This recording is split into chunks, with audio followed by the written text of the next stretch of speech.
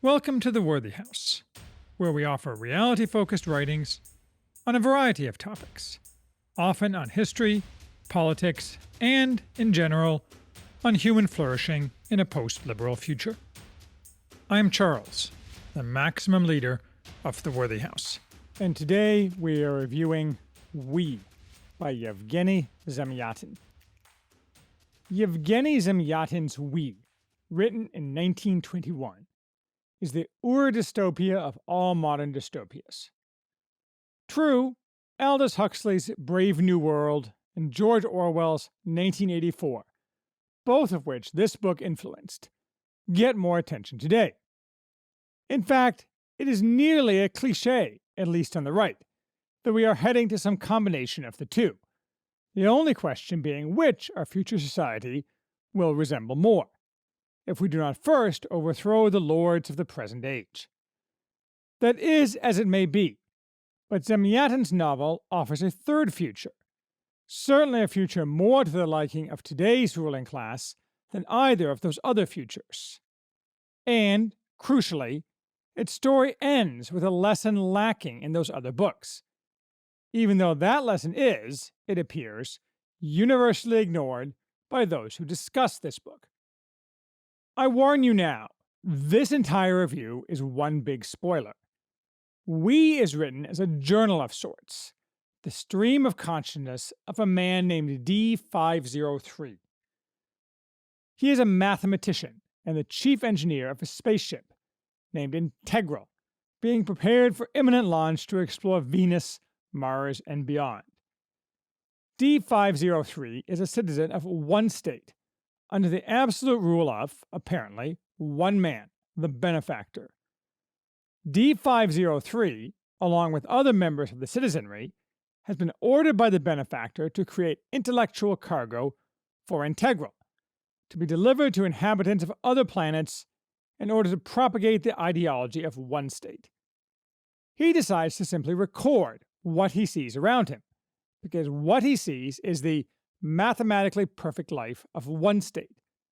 To speak of it is to herald its perfection. But D503's journal turns out to be, without his intent, a journal of his awakening. Why does D503 consider one state perfect? It is the 26th century.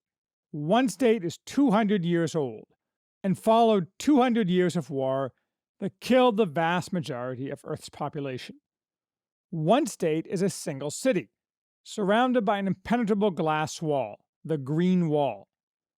All construction within is also of glass, both a technological achievement and a means of ensuring every citizen may be observed. Nobody ever goes beyond the Green Wall, not because the wilderness is a blasted wasteland, but rather because it is the opposite, an area of uncontrolled growth, a riot of plants and animals. It is not random that D503's rocket is named Integral. The theme of calculus is shot through this book, and the purpose of the rocket is to integrate the indefinite equation of the universe. That is, to subject the rest of the universe to the perfection that is one state, to turn the natural curves of the universe into the straight line and finite quantity of one state. It will be, for those unknown peoples in space, the fiery Tamerlane of happiness. One state aims to order the life of man rationally, in contrast to the disordered irrationality of past ages, that led to war, disease, and such like unclean and inefficient happenings. The ideology of one state is not communism or any other modern ideology that actually gained traction in real life. We should remember that Zamyatin wrote in the early days of Bolshevism, and before any example existed of the modern cult of personality. Thus, not only is this book not an attack on communism, the benefactor is not an analog of Stalin or other communist big men. He is not even an absolute ruler, but simply the manifestation of the ruling class that has created and maintained this supposed utopia. Who the others at the top are, how they live, and how power is handed onward is unclear. It doesn't matter. What matters is the ideology of one state, and what that does to the minds and lives of the mass of citizens. The ideology of one state is Taylorism, or rather the perfectibility of man through Taylorism, the achievement of his total happiness through a total loss of freedom. Frederick Winslow Taylor, who died in 1915, was, of course, the apostle of efficiency engineering, the breakdown of industrial tasks into smaller tasks, and an obsessive focus on completing each such task as efficiently as possible, that is, in minimum time with minimum labor. Very strangely, a translator's footnote says that the Taylor constantly mentioned in the book was long thought to be an obscure early 18th century British mathematician, Brooke Taylor, who worked with calculus. How that mistake could be made is beyond me, even with the frequent references to mathematics in the book. Taylor's motions per second are the underpinning of the table of hours, which for each citizen, each number, is a breakdown of what he is to be doing at any given moment throughout the day, down to 50 statutory chews of each mouthful. The story sold by one state to the citizens, as the narrator tries to remind himself as the truth dawns on him, is that because of the reduction of all action to pure rationality, the gods have become like us. Ergo, we've become like gods. This fake theosis is what the ruling class of one state offers the regimented citizenry. Conformity to the table of hours is enforced by the secret police, the guardians. They are needed because not all is as perfect as it seems. In fact, public executions for crimes against the state are common. For such crimes as writing a poem that criticizes the benefactor. Such executions are a public religious ritual, a type of Girardian scapegoating. Zemyatin describes one, conducted as always through dematerialization by the benefactor's machine. He explicitly analogized it to the ancients' divine service, and the benefactor to a high priest, who, as he slowly passed through the stands, in his wake were gentle white female hands raised aloft like branches, and a million hosannas in unison, with the invisible, to the populace, guardians standing in as angels. The government's control over the minutes of citizens' lives is subject to only one limit: 2 hours in the day when citizens have personal hours and can occupy their time with what they please, within strict limits, naturally. This highlights the interesting separation between the ideology of one state and that of communism, or more broadly, the ideology of the left, of which communism is merely one branch. Left ideologies desire to control the thought of the people. This is what Orwell got right. To that end, they use many tools, among the most important of which are the mutilation of language and the perversion of justice. But even as their thoughts are constrained, citizens can spend their time largely as they please, the opposite of one state. As Orwell pointed out in a review before he published 1984, in which both thoughts and actions are regimented, Zemyatin offers a much more realistic dystopia than Brave New World, which would in practice immediately collapse of ennui and enervation. Here, the citizenry has a feeling, even if wholly artificially inculcated, of meaning, unity, and accomplishment, which can continue indefinitely, until the spell is broken. We should remember that in 1921, all elite opinion, or at least that found in decent circles, west or east, assumed the scientific perfectibility of man, and that is still a core belief of the left. This was one reason the Bolsheviks were treated as serious thinkers. There was some small excuse for reasonable people thinking that at the time. Still, the idea of regimentation under total government control has always seemed undesirable to most of us in the West. That's why we has always been thought of as a dystopia. Liberty, or now libertinism, sells better. Or at least it did until 2020, when our own governments reacted to the very modest problem of the Wuhan plague with a grab for total control. aided and abetted by large swaths of the population, ants who were suddenly revealed as eager for safety and the comfort of being regimented. As I have noted before, there is something in human nature, and in particular in those who climb the greasy pole of political power, that loves an unfettered ability to minutely control others. But they need an excuse to get the people to swallow it, and usually the excuse fails to convince the populace, as was the case with global warming alarmism. Rarely does the populace cooperate, but when they do, climbing back out is not allowed, as we see all over the West today. The desire for control is not purely a left impulse, to be sure, although because extreme control is needed to allow rule while denying reality, as the left inherently does, it is necessarily a very prominent trait among all left regimes. But maybe, if there were any right regimes, it might be evident there as well. Viktor Orban's Hungary, generally center-right and reality-based, has implemented an extremely strict plague regime, which surprises me and is something I cannot understand. But perhaps this is the answer. After all, virtuous regimes that enforce limited government reach are not thick on the ground of modern history. Despite the best efforts of the ruling class, peeking through the tailorized life of one state are human emotions, such as jealousy and the desire of the woman sexually assigned, non-exclusively, to D503 to have a child, forbidden to her because she is short, and eugenics demands she meet the maternal norm for height to be allowed to reproduce. D503 largely lacks the vocabulary or thought patterns to identify emotions, however, making such things, and any non-rational human behavior generally, an irritation to him, because they are something unquantifiable and therefore disturbing.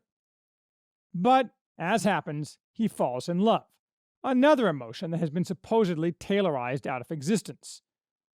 The object of his love is I330, a mysterious woman he meets, whose public behavior skirts the boundaries of acceptability, and whose private behavior, smoking and drinking and talking treason, goes far beyond it. The meeting is not coincidental. She has targeted him, because she is a leader of a group desiring the overthrow of one state, the MEFI, and he is the operation leader of Integral, which they wish to hijack. No surprise, falling in love troubles D503, who cannot understand what is happening to him. When I330 fails to follow the table, he knows he should report her to the Guardians, but finds excuses to not do so. He logically concludes that he is sick. This sickness is not just his newly discovered romantic feelings, but all his newly discovered emotions and unbidden thoughts, slowly morphing into the realization that he has been lied to his entire life, a realization against which he struggles mightily. He intermittently tries to retreat into the linear realities of mathematics, which he has always believed are the same realities as those offered by one state. But even there, reality pursues him. As he descends into what feels like madness, but is really coming awake, D503 realizes that the conspiracy of the MEFI is broad and extends through tunnels to outside the Green Wall, where live wild, fur-covered humans. It even extends to within the Guardians, perhaps. He also realizes that I330 is, if not wholly using him, at least partially using him. But he doesn't care. Tension rises in the city as the MEFI begin to move. A mini riot ensues when a marching citizen, they all march in unison as a matter of course, breaks ranks to try to free a prisoner of the Guardians he sees on the street. The newspapers start to make strange statements.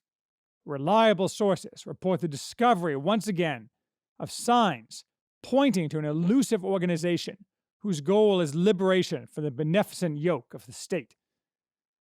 Then comes the annual Day of Unanimity, where the benefactor is re-elected by the assembled populace, the we of the title, who vote publicly to show their devotion.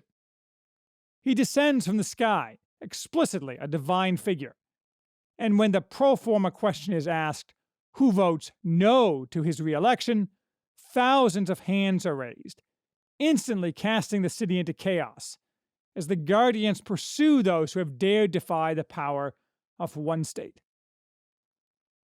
The city is, to a small degree, as the organs of one state retreat, left free. Yet for every action, a reaction, and only a fool ignores this truth in his battles. The powers of one state announce, rejoice, for henceforth you are perfect. In what way? In that every person is to complete the transition to a machine of flesh, through an operation to burn out the imagination, meaning independence of thought, including emotion. This being allegory, we can ignore that turning a person into a calculating machine might very well result in him calculating that the overthrow of the benefactor made mathematical sense, even for a purely rational actor.